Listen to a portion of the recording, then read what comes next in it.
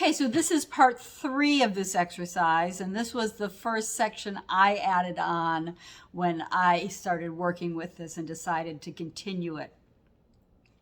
You are now going to do the same basic thing we did before in part 2, except the heel change is going to go first. So you'll do step, shuffle, heel change, shuffle, ball change, heel change, shuffle, ball change, shuffle, heel change, ball change, shuffle, heel change, step, step.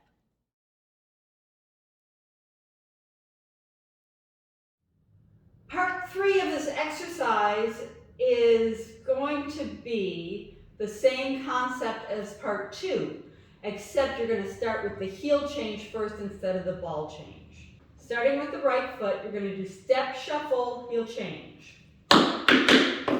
Shuffle, ball change, heel change. Shuffle, ball change.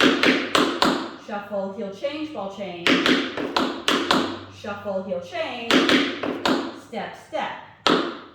Then it goes to the left side. Step, shuffle, heel change.